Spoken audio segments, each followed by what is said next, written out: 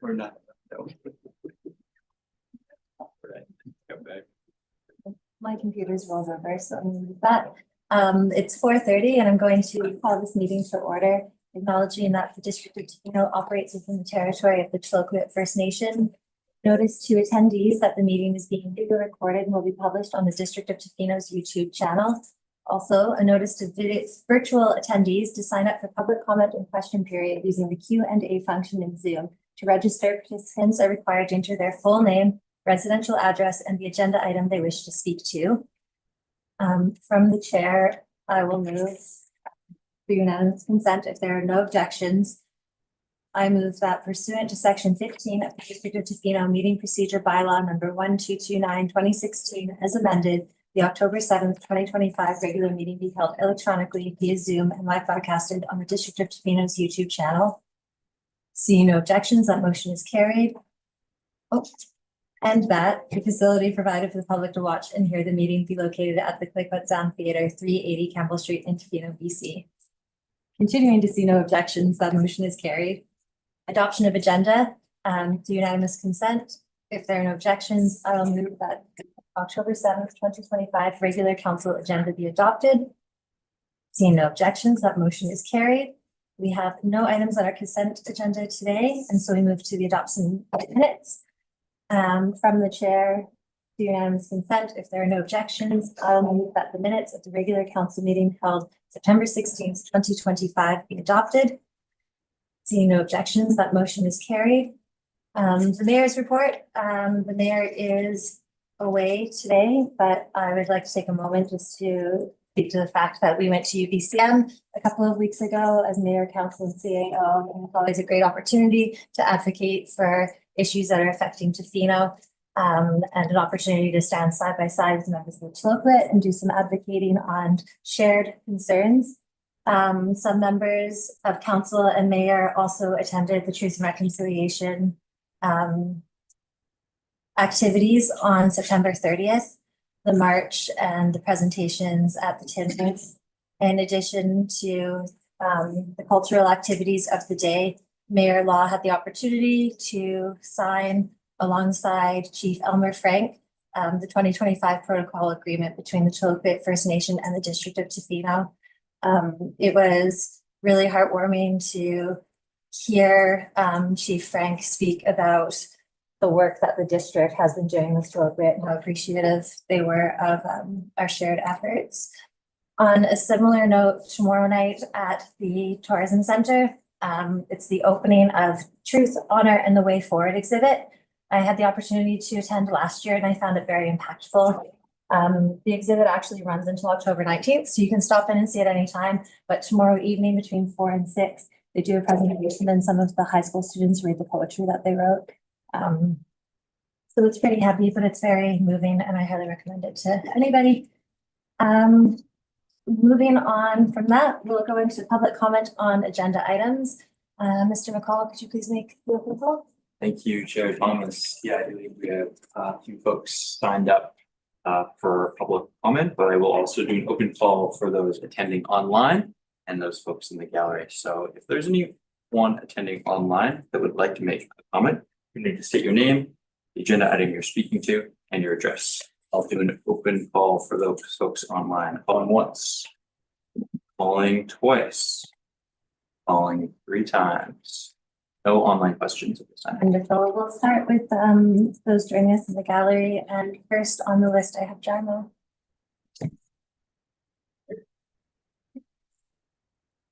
Hello. Good evening.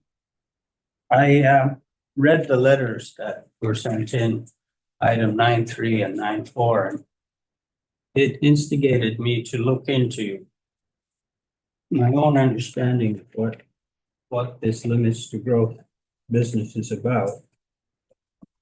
And so I looked into it. Since the 1990s, we've relied on the same 4 creeks. Half the people in Tofino weren't even alive at that time. No additional sources. The population was 1,000. Tourism was negligible. We now have almost 3,000 people, maybe 10,000, once you put the tourists in there, relying on a system for 1,000 people. It's good to note that we need more water, but I don't think the right remedy is to stop. The right remedy is to find more water. We live in a rainforest. So if there's a policy to stop and take away property rights, then there needs to be a concurrent policy of the same emergency to establish more water. It's not responsible to have one and make the other one happen in 20 years. Thank you.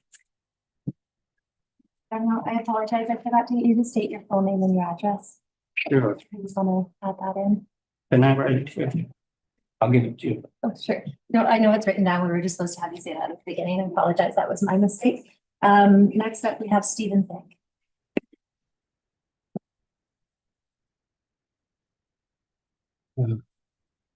Thank you and good afternoon. Not council, but council in this case. Stephen Thicke, 351 Tonkin Park Road, Tofino. And I'd like to speak to the agenda items 9.3 and 9.4. And right off the start, I'd say from a policy perspective, we don't have much trouble with the realities that the district and staff find themselves in trying to deal with the water crisis and a housing crisis that requires pretty tricky types of policy to address both those things. Our concerns are process concerns. So anyway, I'd like to speak to those items, and I've tried to be redundant because I believe the letters that we've sent in outline our concerns and our hopes of council. Basically the concerns or the impacts on our First Street development. I'd like to just emphasize three things. One is that our development is no different than any other development. It has a purchase phase, a subdivision phase, and a marketing phase. We're not complete. Our development is not complete yet. We're still in the marketing phase, and it's kind of gone a little bit slowly because there's a lot of market uncertainty for a host of reasons. The subdivision phase was a chunk longer than we thought and a few $100,000 more expensive than we thought, but nonetheless, it was completed. So just to say that we're in process, we're not, there's nothing been completed. And I think that is the distinguishing feature of our situation as opposed to other bare residential lots in the area. The second thing I'd like to say is that further, kind of addressing the uniqueness of our situation. I don't know of another subdivision in the last 4 or 5 years that's actually happened in the downtown core. This is an area identified by the OCP as where we should develop. The lot was of a size that we could subdivide and give us the smallest possible lots allowed under that subdivision law. And we tried to work with that. So just to comment that we think we're in a little bit of a unique situation. This isn't hypothetical or conceptual. This is excavators in the ground, real expenses resulting in actual new lots being registered with the land title office. It is 2 minutes to speak. We are over by about 30 seconds. We do have 10 minutes total time. So I'm just going to open it up if anybody else wishes to speak. If nobody else does, then I'm happy to let you continue if that is okay with council. Yeah, I'll be as quick as I can. The current LTG policy. Line, you're clear to go. Okay, thank you. The current LTG policy, we think overlooks people in our situation. Despite being in the active marketing phase, the policy would really require us to abandon that process that we're in and revert to something where we could obtain building permits in order to secure a water supply. This is a pretty dramatic policy change, which would be difficult, if not impossible, for us to accommodate. In contrast, developers who have sufficiently subdivided or recently successfully subdivided and rezoned a few months after us enjoy a 3-year water accessibility certificate that can be passed on to their prospective buyers. This puts us, as I've said before, in an untenable marketing situation and renders our lots near worthless. Of course, that's the basis of our appeal. We know that staff have a very difficult time in crafting policies that can account for every possible contingency. To try and do so would be probably paralyzing for them.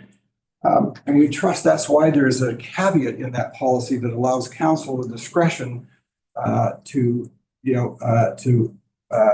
exercise its ability to sort of override things or redress things where policy has a significant unintended negative impact on people. Of course, we think that's us. Our ask really is simple. We just ask that we be treated the same as any other developer who was recently developed under the current new LTG policy, and that we be given a 3-year water accessibility certificate for the remaining lots that are available. I think Peter's outlined that in his thing.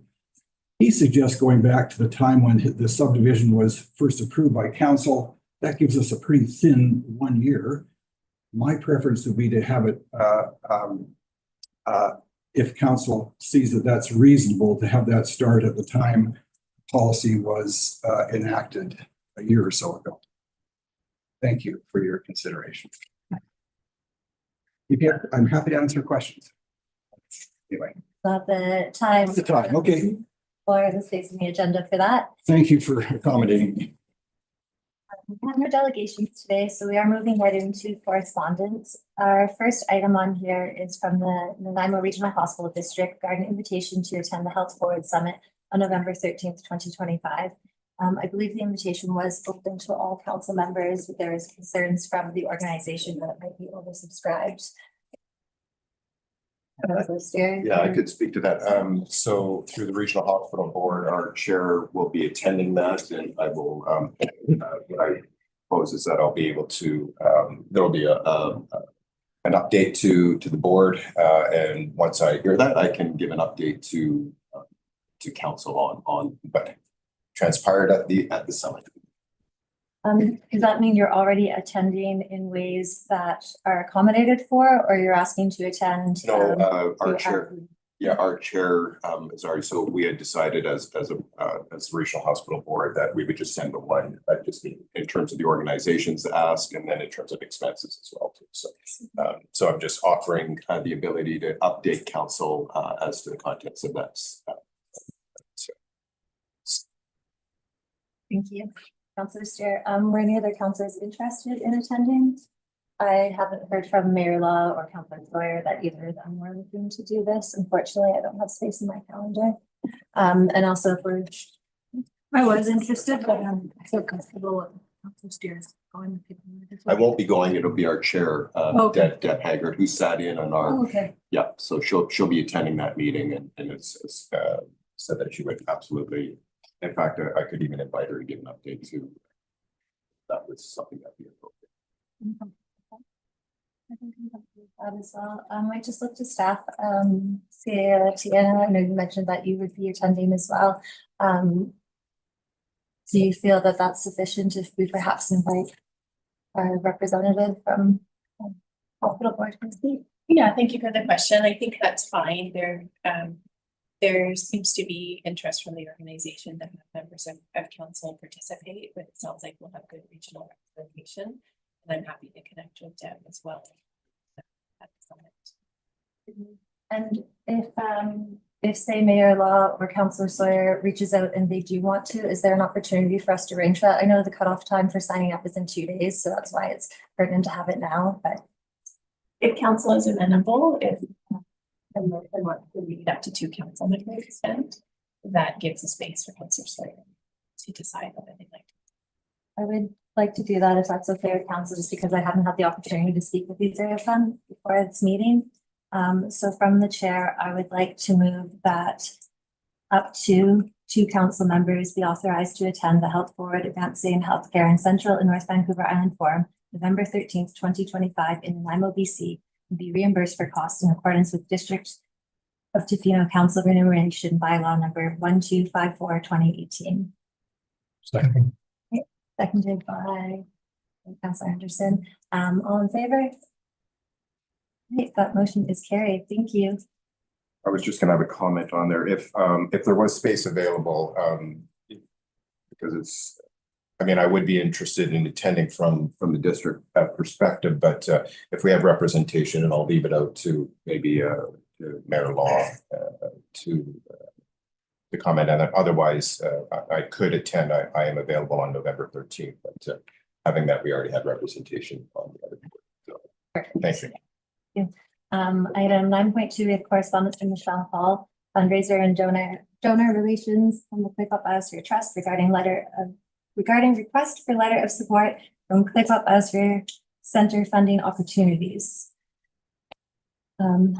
If anybody has any comments they would like to share on that one, now would be the time. Otherwise, I do have a draft motion here because Michelle was kind enough to supply us a letter. Yeah, and just quickly, today at the West Coast Committee meeting, Michelle did present. I just had one question maybe for staff because I was unclear in terms of, do we have any grant applications into the two grant streams that are currently being requested, the letter of support by the CBT? Just so we have an idea that we're not writing letters of support and we'd be going against potentially projects that we may have applied for. Thank you through the chair. I checked in with senior staff and there's no applications from the district. Thank you. From the chair, I'll move that the mayor be authorized to sign a letter of support on behalf of council regarding CBT's grant application for the Community Economic Development and Diversification Funding Opportunity and the Rural Economic Diversification and Infrastructure Program Funding Opportunity. Second. Seconded by Councillor McMaster. All in favor? That motion is carried. Correspondence 9.3 and 9.4 are speaking to a similar issue. I would like to open that up for council. If there's any comments. I really hear what these two letter writers are saying. And this is one of my concerns with some of the developments we've had recently. One issue I find that I'm a little bit concerned about is with if we start exceeding our limits to growth limits, how that will affect maybe future developments such as like our hospital. And then I also had concerns with some of the ways they proposed it to other individuals who have latent property rights and how they will also be feeling the same way that these two letter writers are feeling. And yeah, so that's my concerns.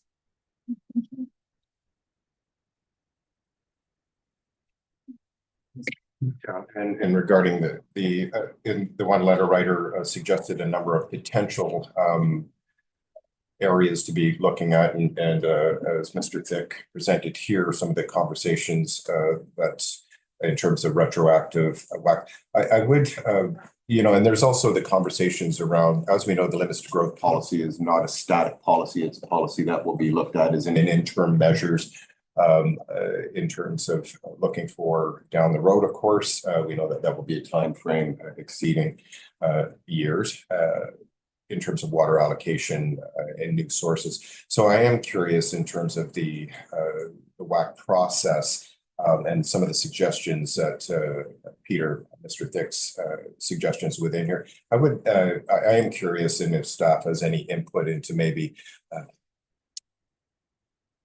I'm not even sure how to word it, because I respect the concerns about that. And I think this is a very particular case in a very small subsection of potential property owners. I don't know if it extends to the greater latent demands out there. This is very specific to new subdivisions that have been created. So I wonder if maybe staff might be able to provide us a little bit of insight into some of the requests that had come forward in the letter of correspondence. If I may, through the chair, thank you. Maybe what I will do, I probably won't answer your question directly, but just speak to how these have come, or this type of request has come before council since adoption of the limits to growth policy. I can think of one scenario, I believe, which was related to the pier building, also referred to as Ice House in the past, came before council regarding a decision by staff, and it was referred back to staff to have a look at, and a written report with recommendations were provided back to council. Just to ensure we're following a consistent practice with that, staff have provided comments on this file and have been following the policy. If staff would like, or if council would like staff to have a look at this or reconsider, it's most appropriate for a staff report to come back, providing council with an analysis and perhaps some recommendations for council to consider. I don't necessarily want to put senior staff on the spot to respond to questions. Thank you. That's very helpful, and thank you for the appropriate suggestion, not having senior staff who may not have been prepared at this point in time to be able to comment. Would that require resolution, I suspect? Yes. And I will say myself, I don't have much interest in cherry picking through properties, and recognizing that there's latent rights all over that will put us over our limit. Since our limit is, we know we're running a deficit anyway. I know that there were lots of recommendations that were made. Some of them are ones we are currently exploring. Some of them are ones that are just not possible to implement for many reasons. And a review certainly is underway. We do, if you visit the Talk Tofino page, if any of the members of the public are curious, there is an outline of the whole process of how this was developed, as well as our check-in points. So in June, we did a 6-month review. In December, we'll have our 12-month review coming up. So there will be opportunities to kind of take a look at what's working and what's not working. With that said, of course, if council member wishes to make a motion to have staff look into this in advance of that review, greater review. Yeah, and I think the reason that I am curious, because to me, when I read through and looking through this particular one, and I agree that, you know, I don't like the word maybe cherry pick, but I think this is a unique circumstance where it's just a matter of bad timing in many ways, because you know, we've approved of developments, and they just happen to have the right timing, and so they've been granted WAC allocations in view of the timing of their developments, and this development just happened to be moved forward a year earlier, or maybe a little bit more in terms of the policy. That's why I think it's a bit unique in perspective, and I don't view it as maybe looking at it very specifically and giving preferential treatment to this particular one. I just think it's well worth looking at what the potential options may be. Sorry, Councilor Rathray, and up first, and Councilor Sloman. Yeah, we are discussing the merits of the case. I mean, as you know, I wanted to go to a full moratorium, and I knew with the limits of growth we would get in situations like this. So I'd be happy to refer it to staff. One of those is to go to a moratorium. I would support that. Yeah, I just wanted to say I do see the uniqueness of this case in the just pure bad timing of it, so I would support that motion. I feel like Councilor Steele might have written it out. Well, I wrote a few words. Councilor Anderson has his hand up first. Yeah, I agree that it merits at least consideration from council with the staff report.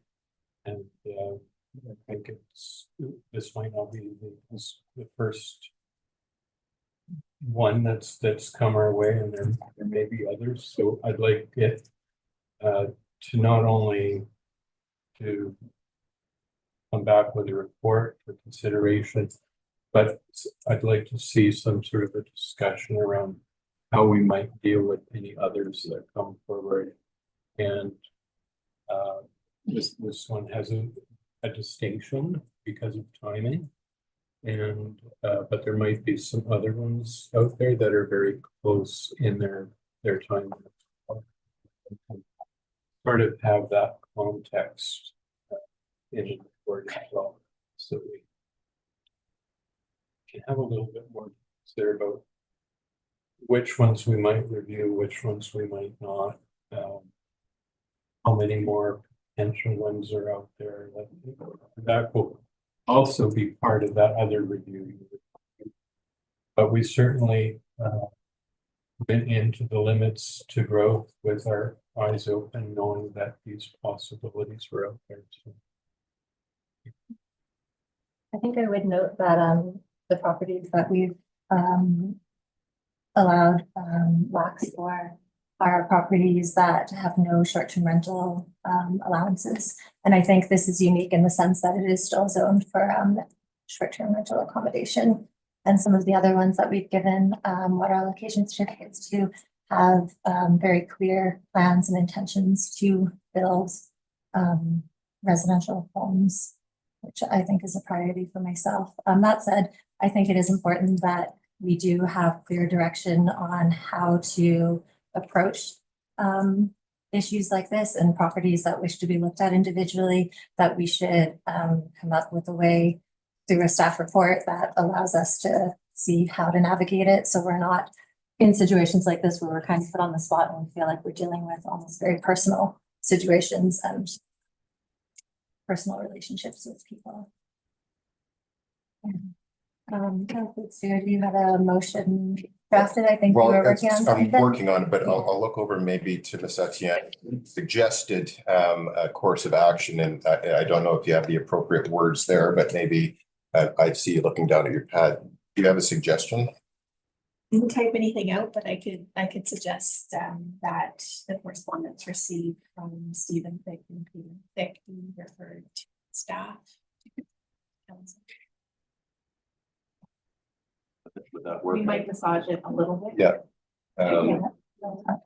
Interacting with the. No, I'm looking at Councillor Anderson. Okay, yeah. He wanted to add. Yeah, sorry, Councilor Anderson. no, my motion would just be refer items 9.3 and 9.4 for just staff for report.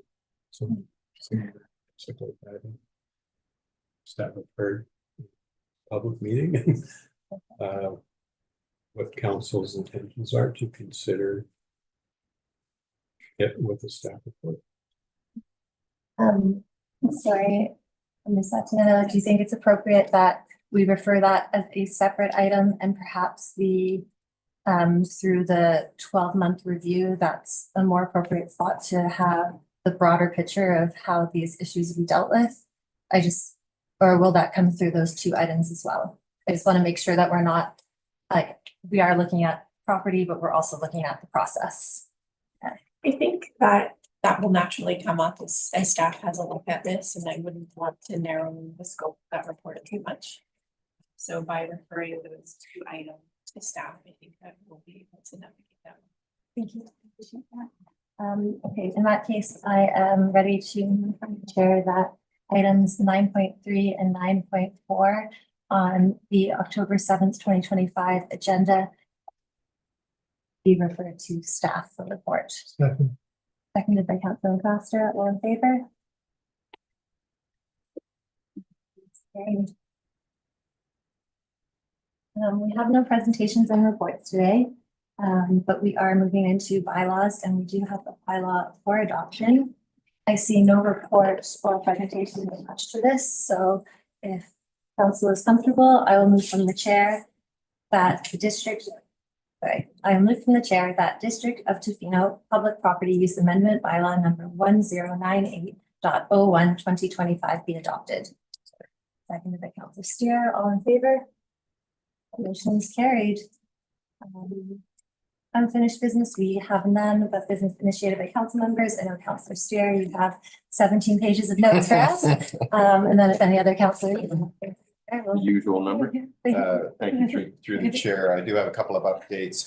One was attended on October 3rd, attended a, just get those notes out here, workshop, circle workshop that the District of Tofino had put on, co-chaired. And it was really well attended, and the gist of it was enhancing community resilience, specifically around tsunami and an earthquake or seismic events. There was a lot of risk analysis presentation, highly technical. Two of the best experts in the world that have been working with us presented there. There was a lot of recovery planning, preparedness strategies. It was extremely well attended by local, from the Chamber of Commerce to Island Health. The list went on, so it was well attended and well participated in. There will be a report coming back through the workshop, and I once again really big shout out to Hillary and the work she did in putting that event together. It really was extremely valuable. So big shout out there. And then the second today was a West Coast Committee meeting and for the ACRD. And there was a couple of things that were very specific to us, and I thought just maybe a quick update. And one of them was regarding the West Coast Transit Service. There's a seasonal change service that is being proposed, and that would be there are two late night transits, one leaving from Ucluelet at 9:20 p.m. and the other returning to Ucluelet from Tofino at 9:25. And there was a recommendation through BC Transit to seasonally drop those services. There was a lot of discussion with the committee because there, as pointed out, there are a lot of youth that use those late night services to transit back and forth between Ucluelet and Tofino. So that was one thing that had been brought up. The other, of course, are a number of events in both communities to have access to. And then my question was also around, would there be any monetary changes? And there wouldn't be any, there would be no change to the budget. So we've asked staff to go back to BC Transit and ask that we not drop those services there. So that was one quick one that was relevant. I think the other ones regarding our landfill, there's a proposed development of a West Coast ICI diversion program. One of the greatest contributors to our landfill is through industrial, commercial, and institutional, and so they're looking at ways of mitigating some of those large fills. A lot of that is due to the tourism industry that on the West Coast, and ways of looking at diversion, as well as a very substantial increase into those tipping fees that are associated with those types of industries bringing their work to the landfill. So that's going to go to, these recommendations will go up to the board, which is tomorrow's meeting, and I suspect the board will be in support of developing that. There's a couple of other ones, but I think the ones most relevant to Tofino and specifically to us here were addressed. That's it. I think I would just make an additional comment about our time at UBCM, because we were bringing forward a resolution, of course, asking for provincial rebates for rainwater catchment, because it was a new area of an ask for the UBCM. It fell under their no recommendations one, which meant that it was meant to go to the floor for debate. Unfortunately, they didn't have time to get to ours, so it has been referred to the UBCM executive staff, and they will be letting us know, hopefully in the near future, as they work their way through that list into what they approve and don't approve, and then a response from the province within the year. I wish I was coming back with a solid endorse, but that's not how the timing played out this time, unfortunately. And with that, we will move into closed session. I will move. Oh, question period. Certainly. I apologize. Mr. McCall, please make an open call for question. Thank you, Chair Thomas. I'll now do a open call for question period for those in the gallery and those attending online. If anyone has a question for council, they can raise their hand.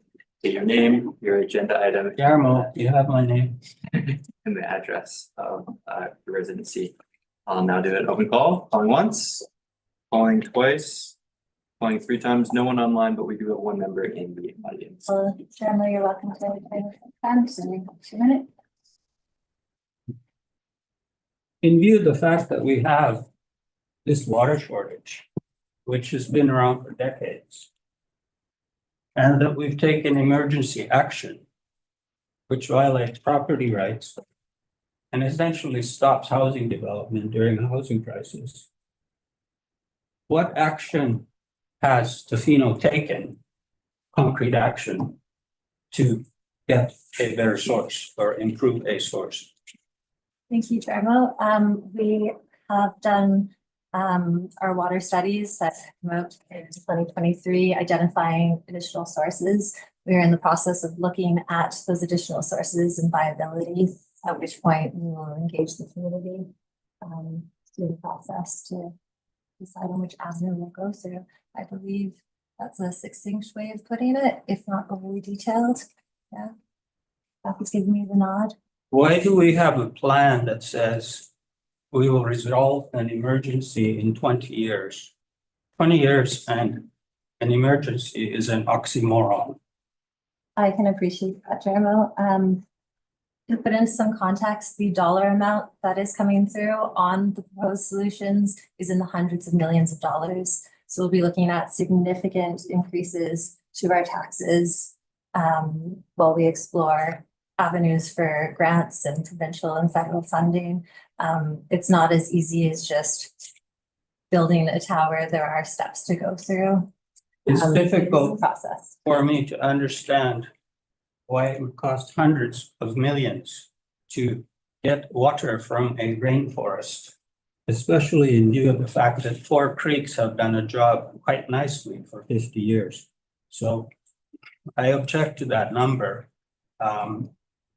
That's my point. We shouldn't be throwing numbers around. We shouldn't be talking about documents that were created years before the emergency was declared. Thank you, We Jarmo. should be Those are your doing questions. something now. Thank you. Yeah, Mr. Fisk. Just a minute. I do have one question. It was unclear to me, maybe it's been addressed. Is CERMAC still, are they still operating during the summer? Are they, I know they voluntarily not operated, but given that when they're in operation, their utilization of potable water is something in the order of 250 cubic meters a day. Is there, do we have any discussions with them to, say, for example, not process water during those critical times? Because of course, this whole policy is by a couple of days every few years that might be an issue. So is there a status update on that? Yes, thank you, Mr. Thicke. CERMAC continues to voluntarily take a pause in the summer months of August and September, I believe. We are not in a position to dictate if they are allowed to operate or not, but they do voluntarily do this during our driest months, and we do greatly appreciate it. Thank you. Do you have an additional question? Or is that... No, as for a comment, if they have the option to voluntarily dictate. Okay, fine. If there is nobody additional wishing to ask questions, we'll move into close. I'll move from the chair that the meeting be closed to the public pursuant to sections 91A(c) between IK 92B of the Community Charter to discuss matters relating to personal information of an identifiable individual who holds or is being considered for a position as an officer, employee, or agent of the municipality or another position appointed by the municipality, labor relations or other employee relations, litigation or potential litigation affecting the municipality, even advice that is subject to solicitor-client privilege, including communications necessary for that purpose, negotiations and related discussions respecting the proposed provision of municipal service that are at their preliminary stages, and that, in the view of the council, could reasonably be expected to harm the interest of the municipality if they're held in public. The consideration of information received and held in confidence relating to negotiations, municipality and provincial government, and the federal government, or both, or between a provincial government or the federal government, or both, and a third party. Seconded by Councillor McMaster. All in favor?